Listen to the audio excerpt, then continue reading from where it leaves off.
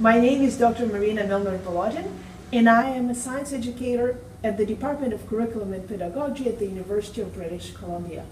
Today, we're going to talk about one of the most exciting discoveries of 19th century, the discovery of electromagnetic induction by Michael Faraday, who was a British scientist, and this discovery happened in 1831.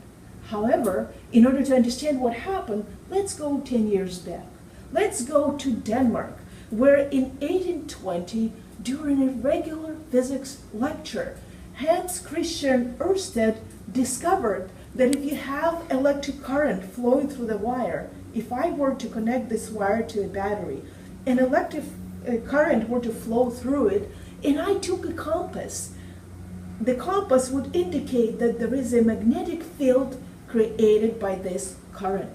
In other words, Ørsted realized that there is a connection between electric field or electricity and magnetism. 10 years later, a British scientist, Michael Faraday, asked a different question. He said, if electric current can generate magnetic field, can magnetic field generate, or we say induce, electric current?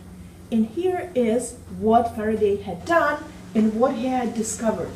Faraday wanted to have a lot of current, and to have more current generated and to increase the effect, what he decided to do, he decided to use a coil. In other words, a lot of loops of wire connected together instead of having one wire. Then he took a magnet, the same similar magnet to what I have here. And what he did, in order to measure the effect, because right now you see there is no battery connected to a circuit. I just have a coil, or we call it a solenoid, connected to the galvanometer. And galvanometer here is going to measure very, very accurately. It is very sensitive. It's going to measure electric current in the wire, or we can say it's going to measure voltage across this solenoid, or potential difference. So what Faraday had done, he took a magnet and he placed the magnet here and he measured if current was created. Nothing. Then he moved it again and he noticed that nothing happened once again. But then Faraday noticed that what was going on was not after he placed the magnet and the magnet was stationary. The most interesting thing happened while the magnet was moving towards or away from the coil. Now we'll repeat this experiment and I'm moving the magnet towards the coil or away from the coil. And I hope that you see that during the motion, the needle starts moving. So the more I move it, the more motion of the needle I have. Then Faraday realized, what if instead of one magnet, he can increase magnetic field by having two magnets. The strength of the magnets is doubled now, and he did the same experiment. And again, as soon as we have the motion of the magnets relatively to the coil, the current or voltage across the solenoid is generated. If I can increase the magnetic field by having very strong neodymium magnets, we will see once again that as soon as the magnets are stationary, no current is generated. Even if I put them closer and they're stationary, no current is generated. But during the motion of those magnets, what I'm doing now the electric current is produced in the solenoid. And this is what is called electromagnetic induction, inducing electric current through changing magnetic field. And you might ask me, okay, so he had done it. Why is it important?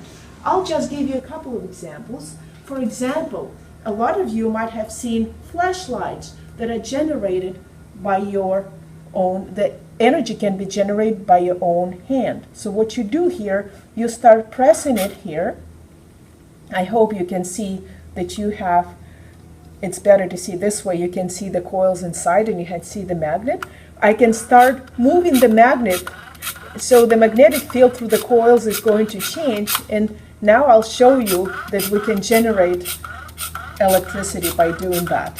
You can do it in multiple ways. You can shake like this one, You can see right away, you see the solenoids, you see the magnet inside. You again create shaking. You can store this energy through using a capacitor inside, and then you can use LEDs that will produce light.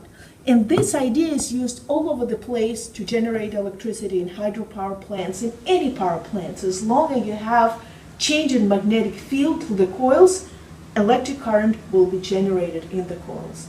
And I'll finish with reminding you about a very interesting quote by Faraday, attributed to Faraday. We're not sure if he said it, but the legend said he did. Once, the Minister of Finance of the United Kingdom asked Faraday, "So what is electricity good for? What are your discoveries good for?" Faraday said, "I do not know for now, but I know for sure that one day you'll tax it." And we're absolutely sure that this discovery has changed the lives of each one of us.